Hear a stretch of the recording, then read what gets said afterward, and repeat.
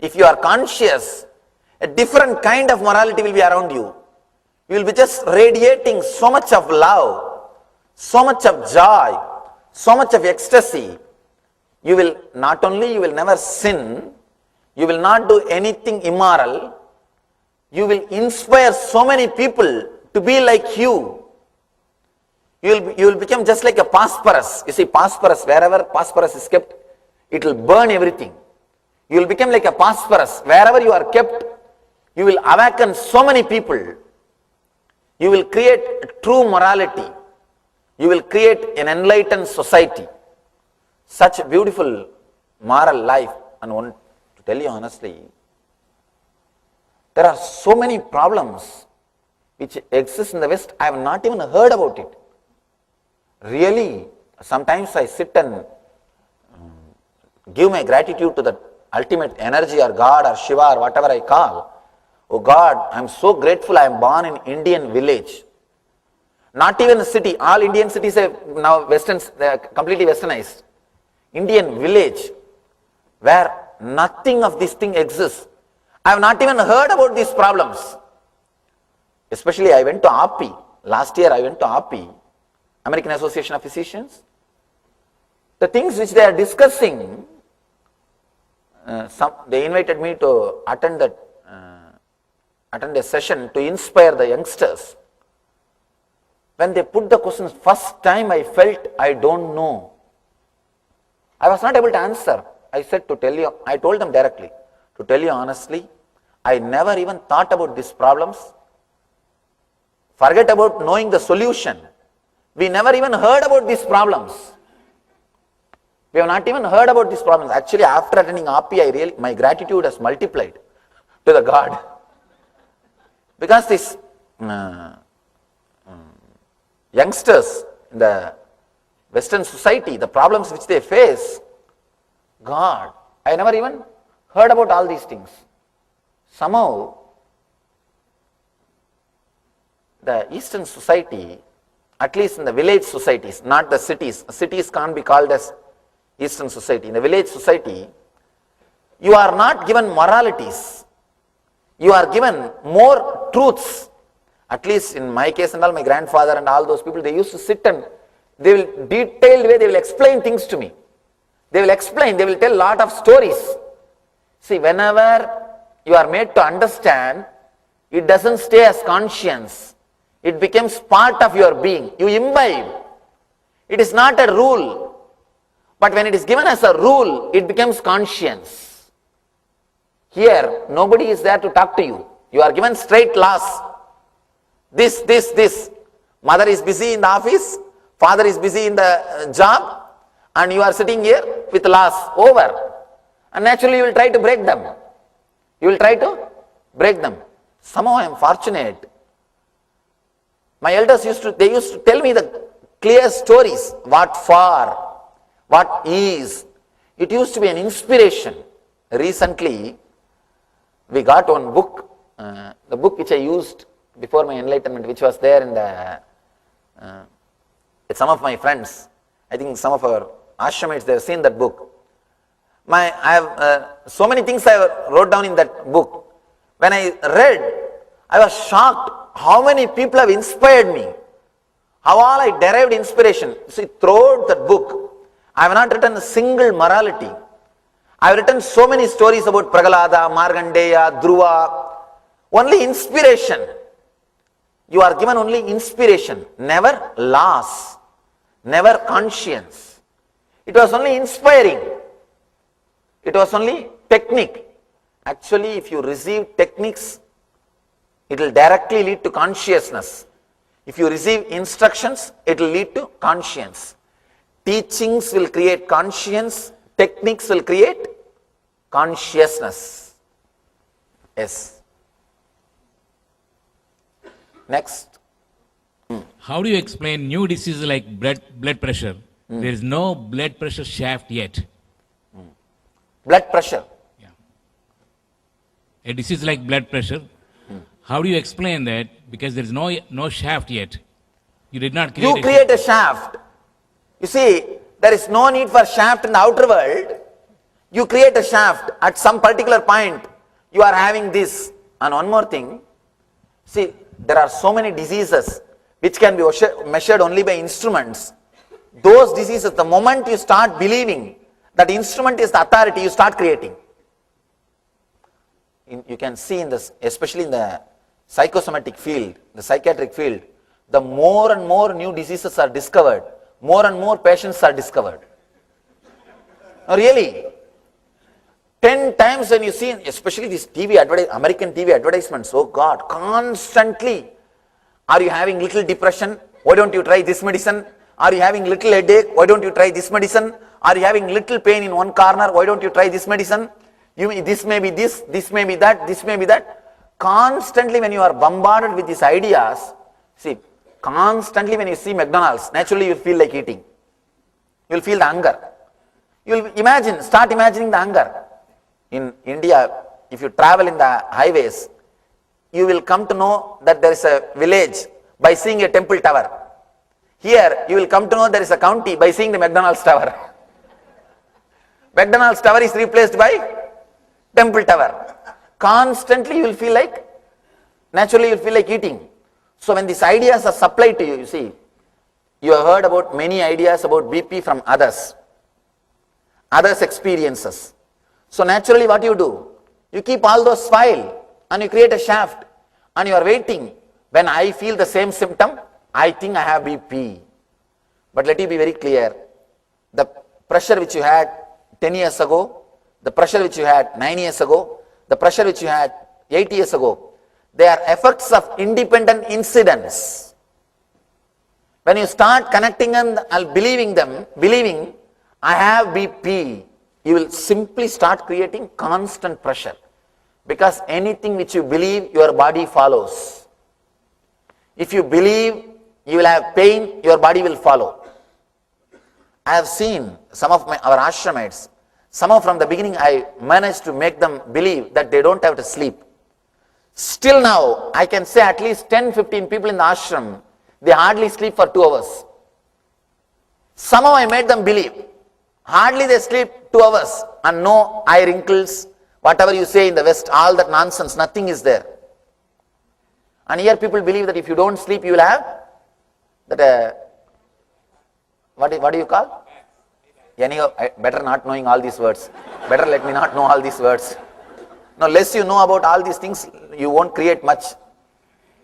And you can come and see. Of course, people who have come and stayed in the ashram, they know.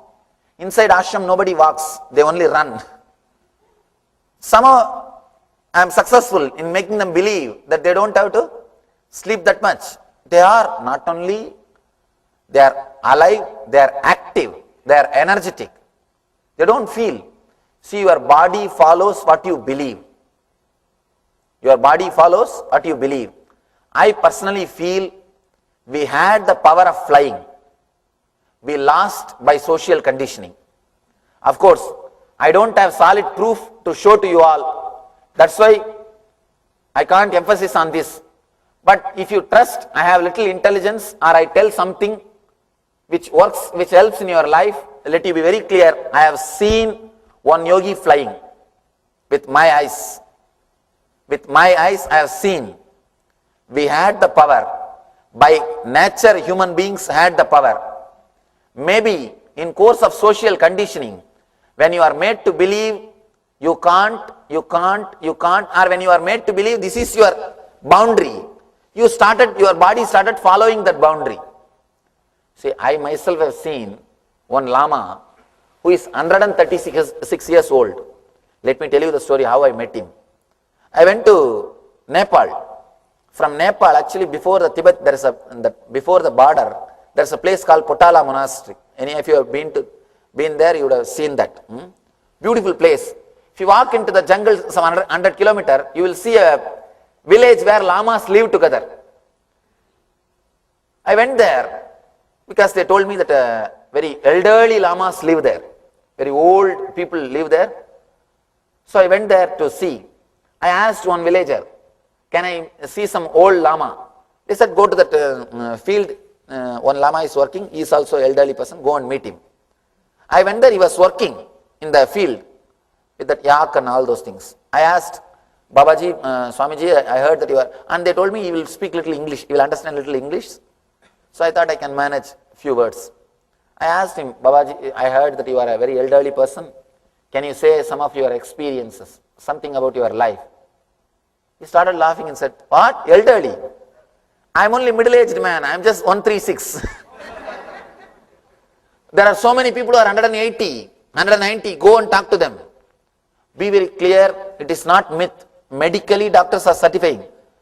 From Wisconsin University, the group of scientists have gone to experiment on them. They went and did some experiments on them. And biologically, they are more than 190 years. There are so many people who are living 190 years. I asked him, Swami, Babaji, how you people are living so long? He said, what is there? From the beginning we know human life of the human being is 300 years. No, from the beginning they are made to believe. And they took me to the graveyards. It's every graveyard 280 years, 290 years. In one graveyard it is written, this person had untimely death at the age of 180. Untimely death in 180. No, really, you all should visit that village. You will understand. What I am saying is not, please don't think what I am saying is a lie. There are so many Western newspapers covered. The Wisconsin University went and did research on them. They say that the energy produced by their body is 6 times more with the same quantity of food. Simply faith, simply belief. Your body is just like a child. Whatever you believe, simply the body will follow.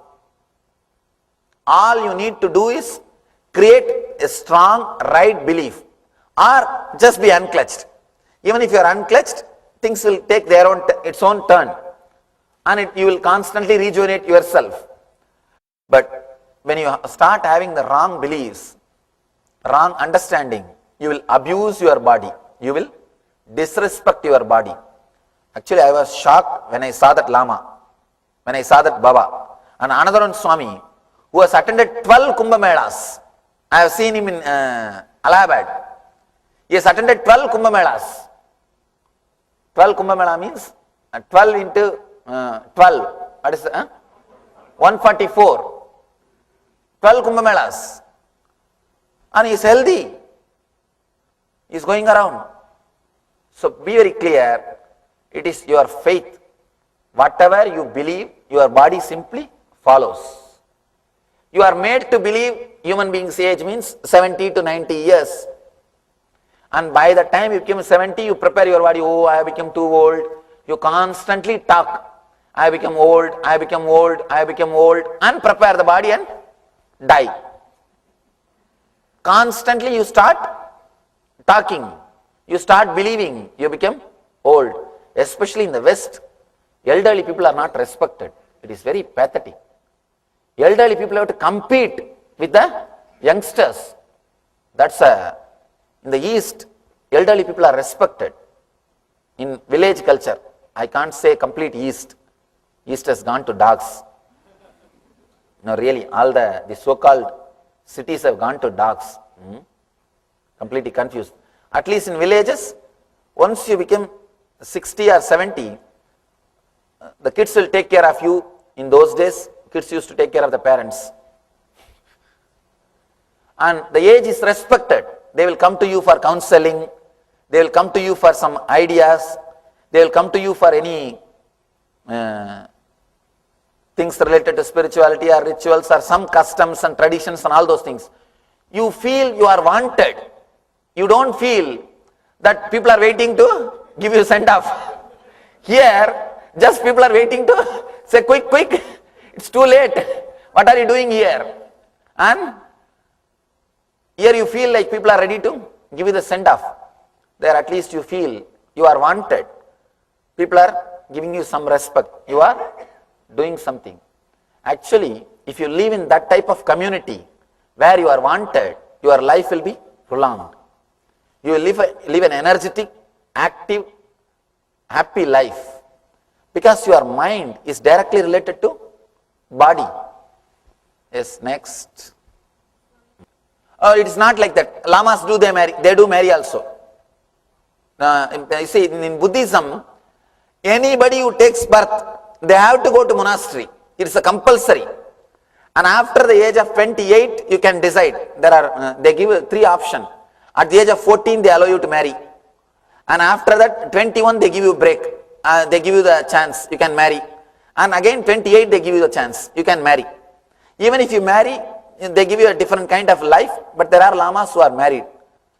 And especially the yogi about whom I am talking, who used to fly, he is married and he had 14 kids. He's a great inspiration for me in the initial level. He himself is not enlightened, but he's a great person who has controlled the prana, who was able to handle the prana. He's a great yogi. He only took my first photograph, the photograph which is taken at the age of 9. The first photograph is taken by him only. I asked him, why are you doing all these things? That time I don't know what all will happen. He told, you don't know now, when time comes you will understand. And he has even written that in a paper behind that photograph, that photo original copy we have in the ashram. Behind that he has written in his own hand and signed it. Now you don't know the value of this photo, when time comes you will know, that time let you remember me. He has written in Tamil and signed it. There again I am giving you the energy to play with that superficial lies. See, if you think that you having body is a truth, then healer's initiation is truth. You understand? Do you have body? Then healer's initiation is true, attend. Now what I said is ultimate truth. Before that what I was saying is ultimate truth. Even you having body is a lie. When you reach that state, then you don't need healer's initiation. Then you are already healer. Then it means, be very clear, you have to attend healer's initiation. There will be a state. What is pinching? The pinching which is done 10 years ago, the pinching which is done 9 years ago, the experience which you felt 1 year ago, they are not connected. They are independent. Now what you are experiencing is not the same which you experienced 1 year ago. When you understand that, then you don't need healer's initiation. Dr. Ma is laughing. I am speaking about truth. I am speaking about, of course, when you understand this, what I am saying, then there is no need for healer's initiation.